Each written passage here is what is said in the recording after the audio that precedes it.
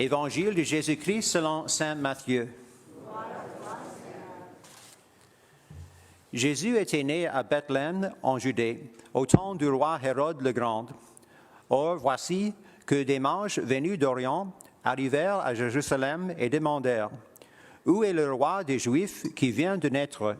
Nous avons vu son étoile à l'Orient et nous sommes venus pour prosterner devant lui. » En apprenant cela, le roi Hérode fut bouleversé, et tout Jérusalem avec lui. Il réunit tous les grands prêtres et les scribes du peuple pour leur demander où devait naître le Christ. Ils lui répondirent, « À Bethléem en Judée, car voici ce qui est écrit par le prophète. Et toi, Bethléem, terre de Juda, tu n'es certes pas le dernier parmi les chefs-lieux de Juda, car de toi sortira un chef, qui sera le berger de mon peuple Israël. » Alors Hérode convoqua les mages en secret pour leur faire préciser à quelle date l'étoile était apparue. Puis il les envoya à Bethléem en leur disant, « Allez vous renseigner avec précision sur l'enfant, et quand vous l'aurez trouvé, venez me l'annoncer pour que j'aille, moi aussi, me prosternerai devant lui. » Après avoir entendu le roi, ils partirent. Et voici que la toile qu'il avait vue à l'Orient les précédait, jusqu'à ce qu'elle vienne s'arrêter au-dessus de l'endroit où se trouvait l'enfant. Quand ils virent la toile, ils se réjouirent d'une très grande joie. Ils entrèrent dans la maison, ils virent l'enfant avec Marie, sa mère, et tombant à ses pieds, ils se prosternèrent devant lui. Ils ouvrirent le coffret et lui offrirent le présent, de l'or, de l'encens et de la myrrhe. Mais avertis en songe de ne pas retourner chez Hérode, ils regagnèrent le pays par un autre chemin. Acclamons la parole de Dieu.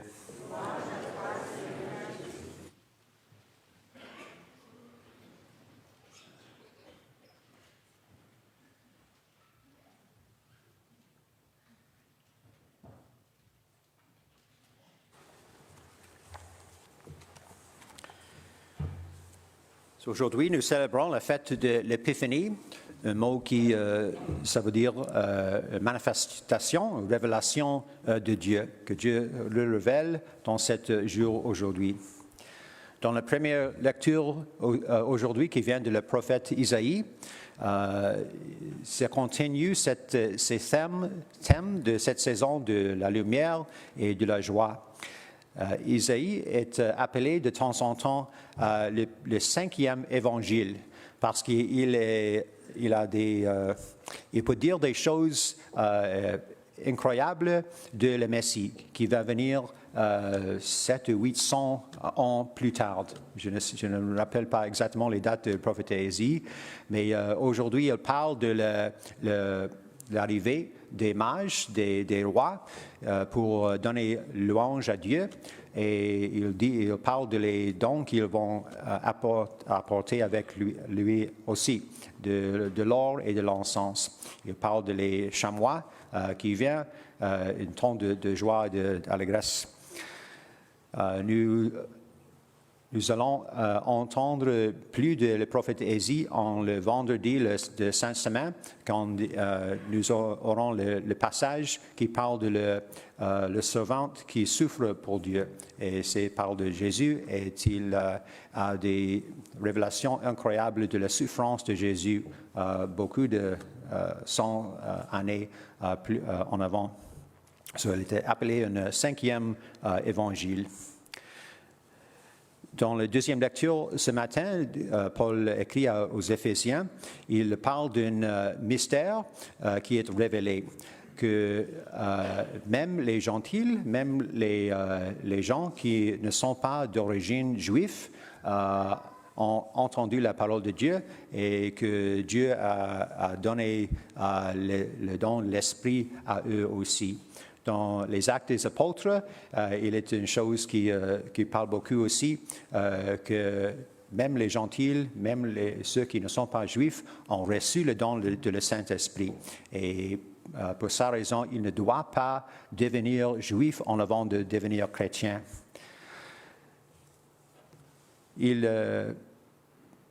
il est intéressant que on ne peut pas mettre Dieu dans une boîte. Dieu est un Dieu des surprises. Une prière que j'ai appris beaucoup dans le passé est « Seigneur, donne-moi une surprise ». Et chaque fois que je fais cette prière, il est une incroyable petite surprise que Dieu donne dans les prochains jours. So, peut-être tu peux le faire aussi. « Seigneur, donne-moi une surprise aujourd'hui ». Dans l'Évangile, il parle de la visite des mages et qui apportent leurs dons. Il est intéressant que nous parlons souvent des 3 mages, mais il ne dit pas qu'il y a 3 mages dans l'Évangile. Il dit que le mage qui vient de l'Orient et ils ont apporté 3 dons. So, pour ces raisons, nous pensons qu'il doit être 3 mages, mais il ne le dit pas dans l'Évangile. Il dit qu'ils ont apporté le don de l'or, de l'encens et de la myrrhe. Et ces dons sont les dons symboliques. L'or est un don pour un roi. So, il réalise que Jésus est un roi.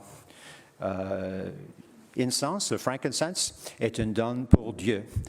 C'est une offrande pour Dieu. Et celui qui fait l'offrande est le prêtre. So, il réalise que Jésus est Dieu et aussi qu'il est le grand prêtre qui fait l'offrande aussi. La myrrhe est pour préparer pour le burial. OK. Merci. C'est une don étrange pour donner à un enfant, mais dans le symbolisme, il réalise que Jésus est un roi, qu'il est Dieu et il est humain aussi, qu'il va mourir. Il est aussi intéressant dans cet évangile que dans les crèches que nous avons dans les églises, et nous pouvons remercier Saint François d'Assise pour commencer cette tradition que nous avons d'avoir une crèche dans les églises. Et de temps en temps, il y a une crèche vivante avec les vrais animaux et les vraies personnes qui agissent comme ça, mais aussi comme les statues. Mais nous imaginons que les bergers et les rois sont arrivés au même instant. Nous le voyons maintenant tous ensemble dans la crèche. Mais dans cet évangile, le roi Hérode a parlé avec les mages et après, il a voulu tuer Jésus. Il pense que c'est une threat. Menace à son règne. So, il a demandé à quelle date l'étoile est apparue et il est presque 2 ans en avant. So, il a commandé la mort de tous les enfants, de tous les garçons de 2 ans et moins. Et peut-être était presque 2 ans plus tard que les rois sont arrivés à Jésus. Dans l'Évangile aujourd'hui, il a dit qu'ils l'ont trouvé dans la maison. Et maintenant, ils ne sont pas dans la maison, dans la crèche, dans la grange, dans l'écurie, les tables, mais dans l'Évangile aujourd'hui, ils l'ont trouvé dans une maison. On peut demander qu'est-ce que nous pouvons donner à Dieu, quels sont les dons que nous pouvons donner à Dieu aujourd'hui. Nous pouvons donner à Dieu notre action de grâce. Nous pouvons remercier Dieu pour tous les dons qu'il nous donne, le don de la vie, le don de toutes les choses que nous avons. Aussi, nous pouvons donner notre louange à Dieu. Dans une vieille prière de l'offrande du jour, on dit « Seigneur, je t'offre notre prière, notre œuvre, nos joies et nos souffrances de ce jour. » C'est important de rappeler que nous pouvons offrir à Dieu les souffrances.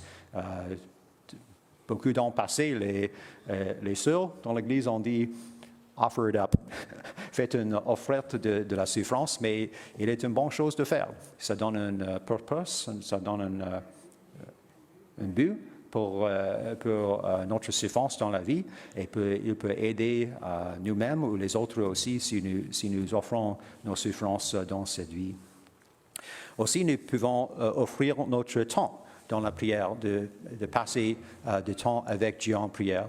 Et pas seulement pour donner une shopping list des choses que nous avons besoin, mais aussi d'entendre ce que Dieu veut nous dire en prière. Et les Écritures sont une manière excellente pour Dieu de parler avec nous pour tout le temps. Aussi, les dons pour les pauvres sont les dons pour Dieu. Jésus a dit que celui que tu as fait à les plus petits de mes frères, de mes sœurs, tu as fait pour moi. Aussi, nous pouvons donner l'assistance matérielle, argent, nourriture, les vêtements, mais aussi les autres dons as well, comme notre temps, d'agir avec compassion et de donner le respect à tous les autres. C'est un don pour Dieu aussi. Peut-être vous connaissez Bishop Sebastian Arianthrath. Il était un prêtre qui travaillait beaucoup dans le passé à Londres avec le Save a Family Plan qui assiste les familles en Inde. Il est devenu un évêque là maintenant. Mais une fois, il a parlé en 7 jours de la fête de l'Épiphanie. Il a dit qu'en cette fête, Dieu devient l'un qui reçoit les dons. En avant de ça, nous pensons de Dieu, de celui qui donne les dons, des dons à la vie, dans toutes les choses que nous avons sont les dons de Dieu. Mais en cette fête, Dieu reçoit les dons.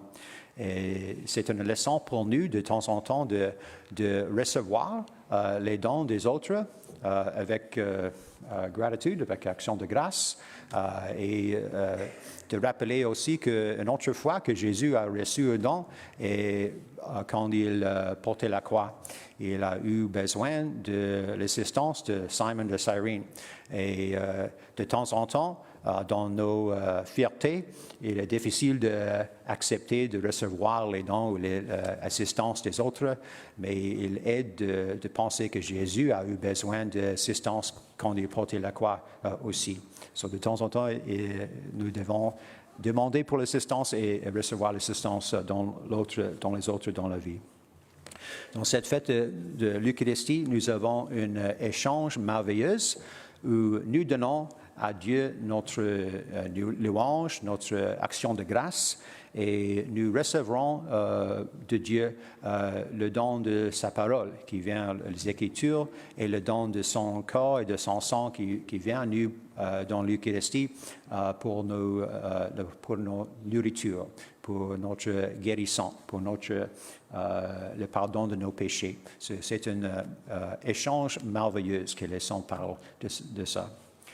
Maintenant, continuons ces célébrations en remerciant Dieu pour le don de la révélation de Dieu en Jésus et nous demandons d'offrir notre action de grâce et notre louange aujourd'hui à Dieu comme les dons aussi.